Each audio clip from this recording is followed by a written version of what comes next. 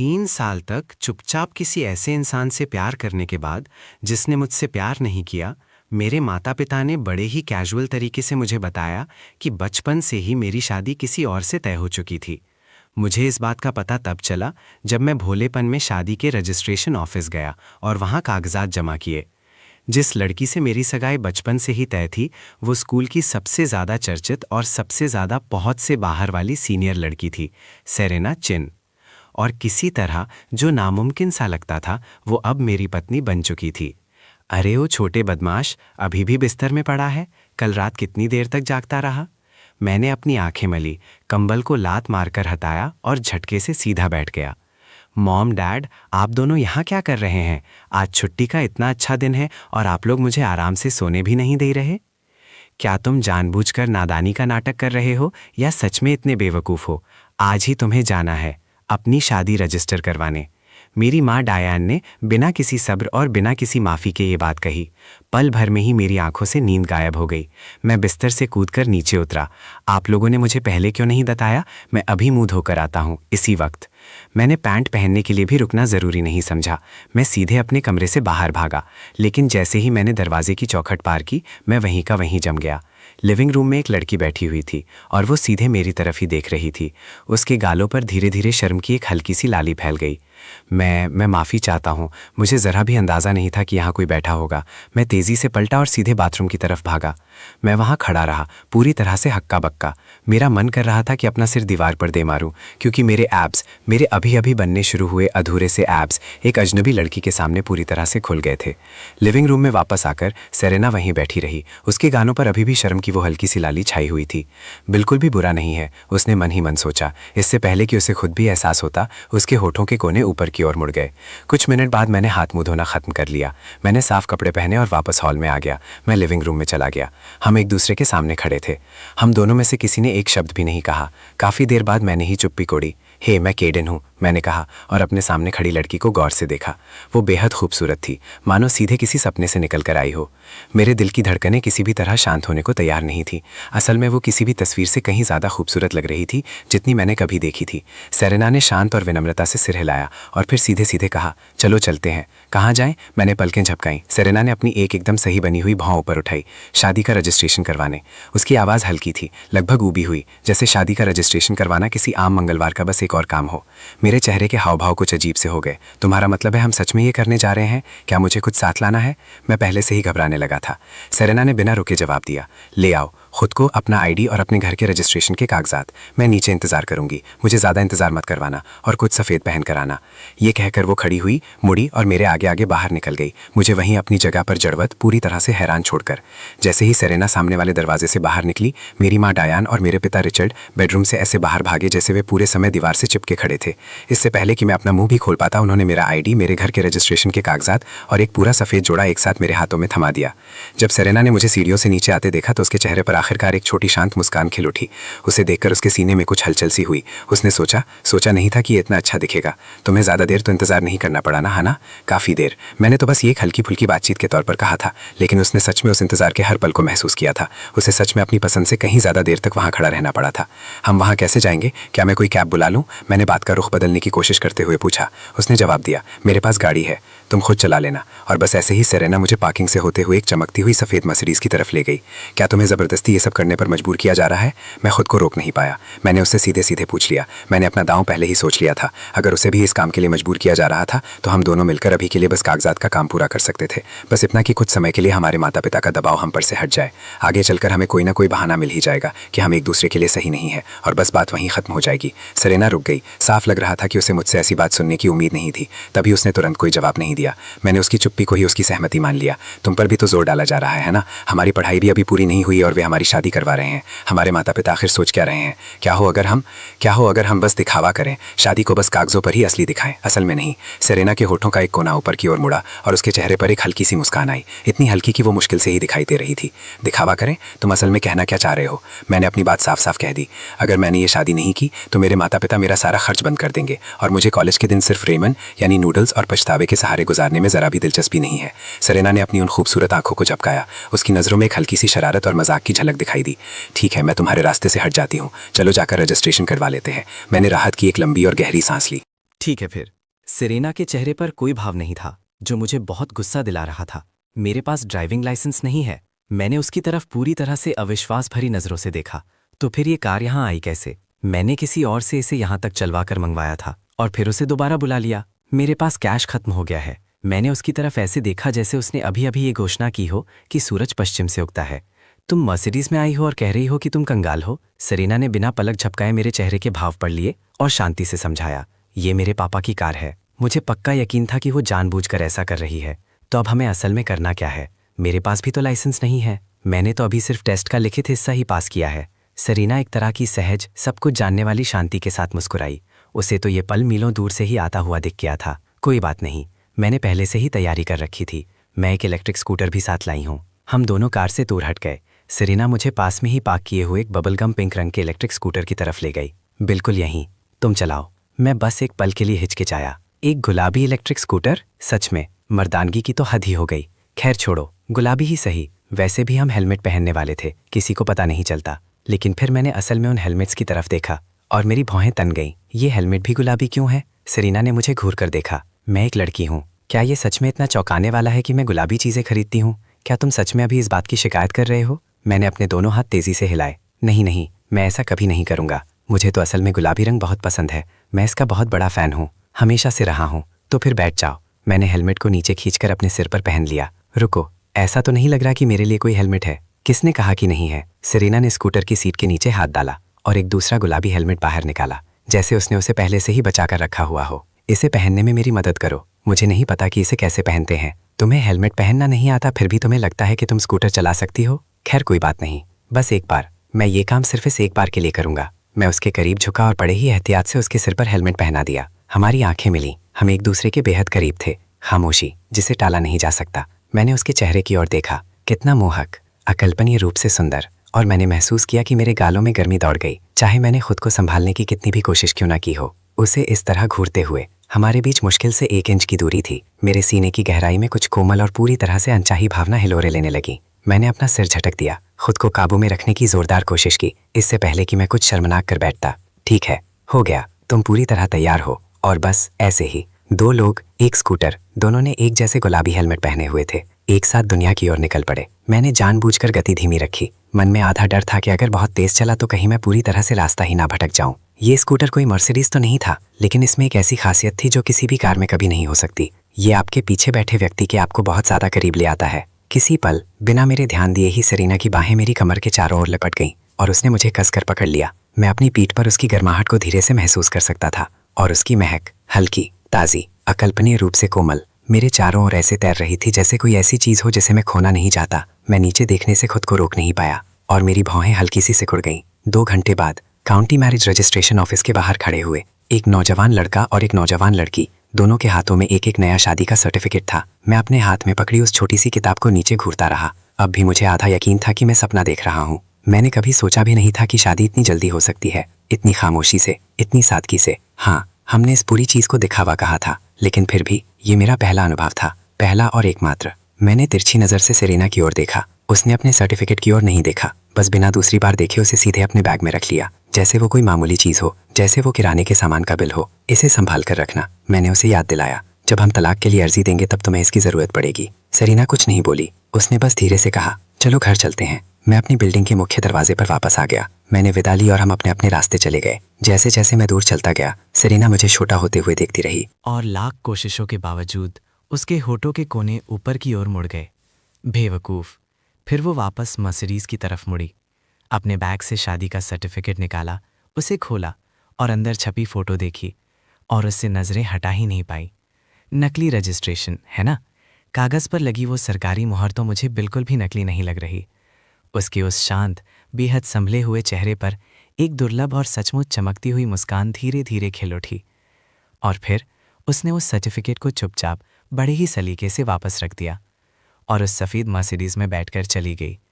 मैंने शादी के रजिस्ट्रेशन के बारे में किसी से एक शब्द भी नहीं कहा। सच कहूँ तो मेरी हिम्मत ही नहीं हुई। भला ऐसी बात पर कौन यकीन करता?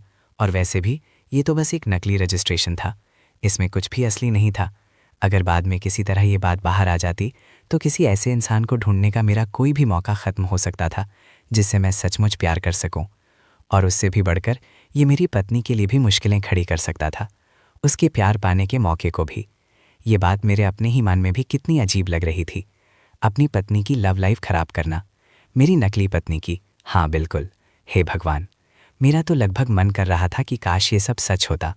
मैं उस दिन की यादों में खोने से खुद को रोक ही नहीं पा रहा था। हम दोनों के बीच गुजरे हर छोटे, शांत और बेहद करीब के उन पलों को याद कर रहा था। वो कितनी खूबसूरत थी, उसका जिस्म तो जैसे खूबसूरती की मिसाल था, बिल्कुल बेदाग। और वो कितनी दूर थी, इतनी कि उस तक पहुंचना नामुमकिन सा लगता था। उसके जैसे कोई लड़की मेरे जैसे किसी आम इंसान के बारे में तो शायद एक पल के लिए भी ना सोचे। आखिर में मैंने हैरिंगटन यूनिवर्सिटी में दाखिला ले लिया। अपने मुख्य विषय मेजर के तौर पर मैंने कंप्यूटर साइंस को चुना।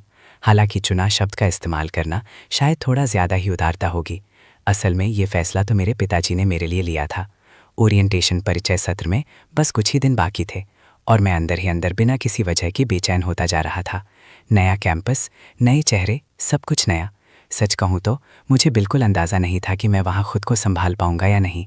क्लास शुरू होने से बस 2 दिन पहले ही मुझे पता चला कि नए स्टूडेंट्स के लिए ग्रुप चैट भी है।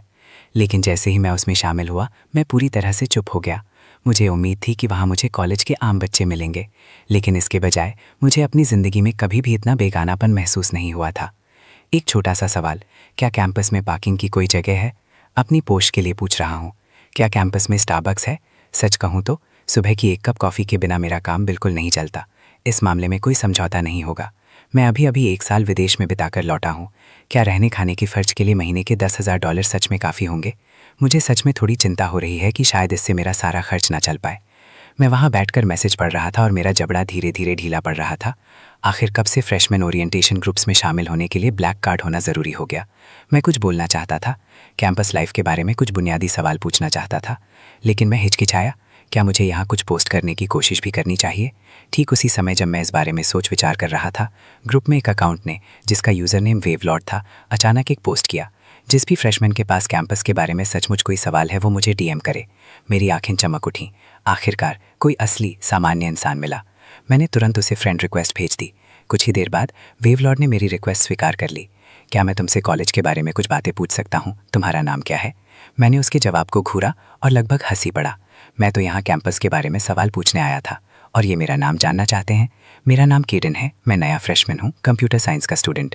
स्क्रीन के दूसरी तरफ सेरीना अपने डॉर्म रूम में बैठी थी, अपनी उन खूबसूरत आंखों को एक बार धीरे से झपकाते हुए। इससे पहले कि वो खुद को रोक पाती, उसके होठों के कोने ऊपर की ओर मुड़ गए। आखिरकार तुम्हें काफ़ी देर लग गई। वो काफ़ी समय से उस ग्रुप चैट में हाथ लगाए बैठी थी, इसीलिए तो उसने सबसे पहले उसका नाम पूछा था। कंप्यूटर साइंस, वही डिपार्टमेंट जो मेरा है। बेचारा। बेचारा क्यों? आजकल कंप्यूटर साइंस में जॉब मार्केट की हालत कुछ खास अच्छी नहीं है। जब तुम ग्रेजुएट होते हो तो उसी एक एंट्री लेवल नौकरी के लिए तुम्हें हज़ारों दूसरे लोगों से मुकाबला करना पड़ता है। दबाव बहुत ज़्यादा होता है। इस समय तो ये लगभग कंस्ट्रक्शन के काम जितना ही मुश्किल है। मेरे मन में ये सवाल आया कि अगर हालात सचमुच इतने ही खराब हैं तो उन्होंने शुरू में ये विषय चुना ही क्यों? सेरीना एक पल के लिए चुप हो गई, फिर उसने जवाब दिया, किसी आदमी ने मुझसे कहा था कि मुझे ये विषय पढ़ना चाहिए, तो जाहिर है मैंने भी पलटकर उसके बेटे से कह दिया कि उसे भी यही विषय पढ़ना चाहिए। बेहद शांत, सोची समझी चाल, और सच कहूँ तो थोड़ा बहुत प्रभावशाली भी। अगर उसे इस मुश्किल दौर से गुजरना पड़ा था तो जाहिर है उस आदमी के बेटे को भी गुजरना ही था। सच कहूँ तो ये बिल्कुल सही था। ऐसा तोहफा तो सच में दूसरों के साथ बांटा जाना चाहिए था। उसके बाद हम कुछ देर तक एक दूसरे को मैसेज करते रहे और मेरे मन में उनके लिए सचमुच बहुत अच्छी राय बन गई। मुझे कुछ उम्मीद थी कि इतनी सारी काम की सलाह देने के बाद वेवलॉर्ड अपना रुख बदल लेंगे और मुझे कुछ बेचने की कोशिश करेंगे, कोई स्टूडेंट डिस्काउंट कार्ड, कोई मील प्लान बंडल, कुछ भी। लेकिन ऐसा कुछ नहीं हुआ। मैंने टाइप किया, सच में आपका बहुत बहुत शुक्रिया, आप जैसे सचमुच दयालु लोग बहुत कम मिलते हैं। आजकल की नस्ल। सेरेना स्क्रीन को घूरती रही। पल भर के लिए उसे कुछ समझ नहीं आया। क्या मैं ऐसी नहीं हूँ? हम तो एक दूसरे को जानती भी नहीं है। और फिर भी तुमने मेरे हर सवाल का जवाब दिया, बिना मुझे कोई भी चीज़ बेचने की कोशिश किए। अब जब तुमने ये बात छेड़ी ही है तो सुनो फ्रेशमैन, क्या तुम्हें स्टूडेंट डिस्काउंट कार्ड में दिलचस्पी है? हाँ ज़रूर, मैं एक ले लूँगी। ये कहते हुए मुझे थोड़ी अजीब सी झिझक महसूस हुई। आखिर उन्होंने मेरे इतने सारे सवालों के जवाब पहले ही दे दिए थे, और सच कहूँ तो मुझे सच में एक डिस्काउंट कार्ड की ज़रूरत थी। हाँ। सेरेना ने मेरा जवाब पढ़ा और ख़ुद को रोक पाने से पहले ही वो सच में ज़ोर से हंस पड़ी। ये लड़की सच में बहुत प्यारी है। क्या तुम्हें पता नहीं चला कि मैं मजाक कर रही थी? मुझे पता था कि तुम मजाक कर रही थी। क्या तुम कोई गेम खेलती हो? किस तरह के? कुछ भी, सच में, पीसी पर या मोबाइल पर? दोनों पर, लेकिन मेरा पसंदीदा गेम क्रॉसफायर है। 10 साल की अनुभवी खिलाड़ी हूँ, बस तुम्हें बता रही हूँ। क्रॉसफायर, मैं भी वो खेलती हूँ। बढ़िया। जिस बात ने मुझे सच में हैरान कर दिया वो ये थी कि वेवलॉर्ड्स का क्रॉसफायर में स्किल लेवल असल में मेरे लेवल से थोड़ा बेहतर था।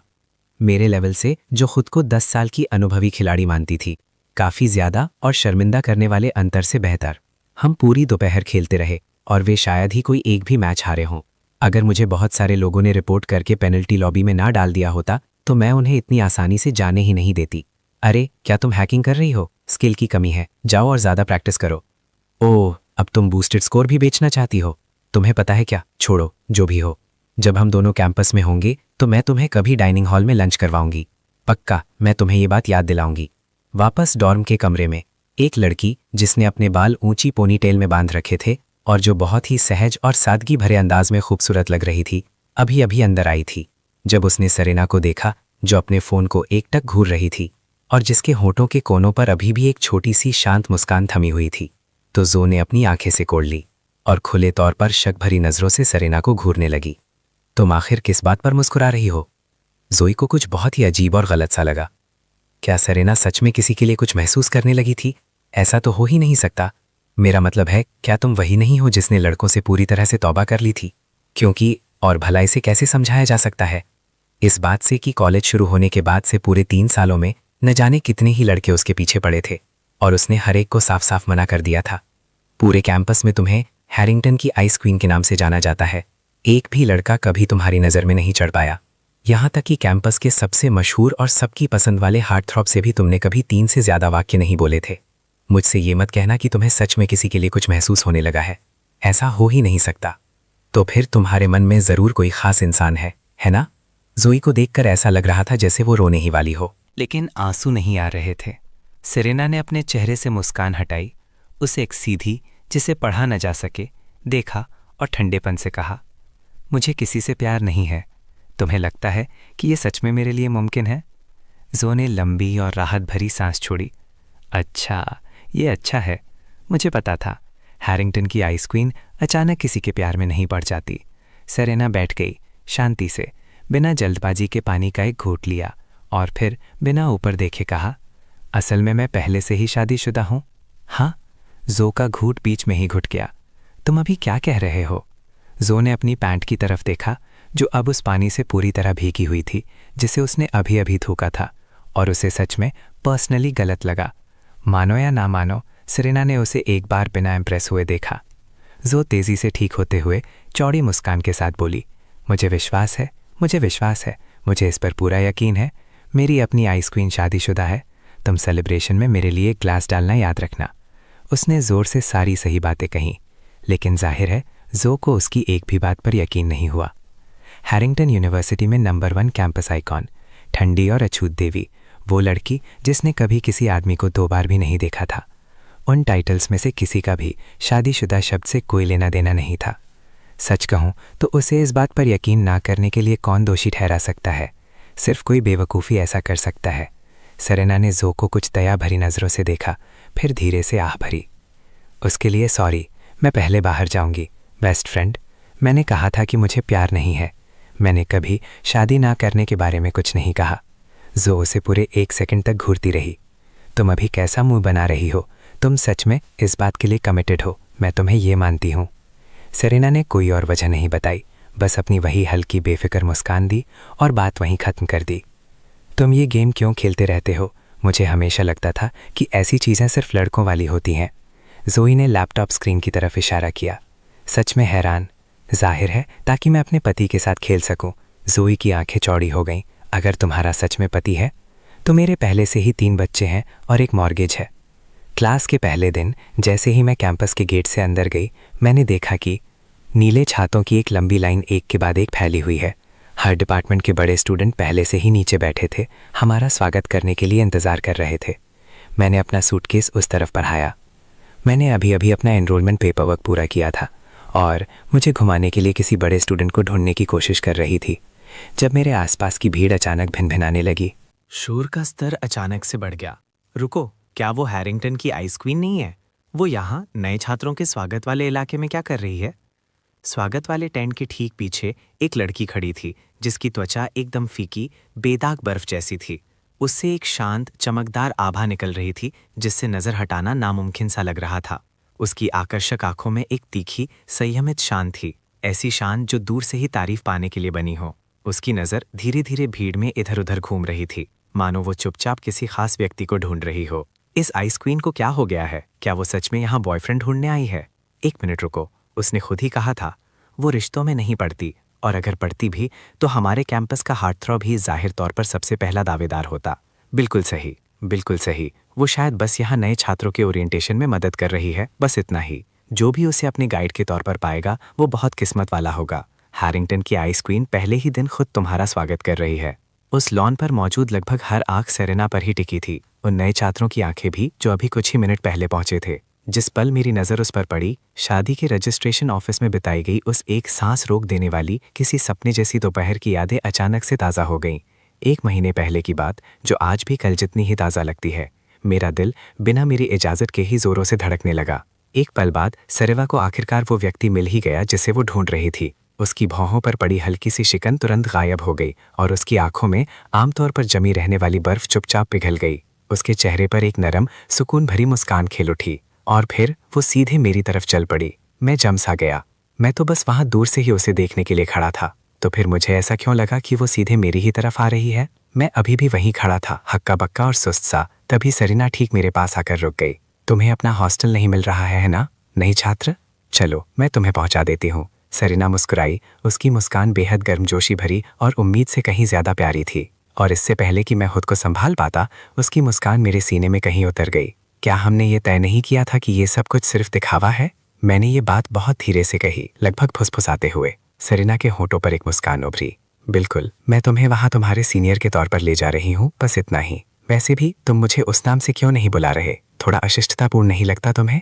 मुझे महसूस हो रहा था कि आसपास मौजूद हर किसी की नज़र हम पर ही टिकी है और शर्मिंदगी के मारे मेरा दम घुट रहा था, तो मैंने हार मान ली। धन्यवाद सीनियर, क्या तुम मुझे डॉम्स का रास्ता दिखा सकती हो? सरीना ने अपनी एक भौं ऊपर उठाई।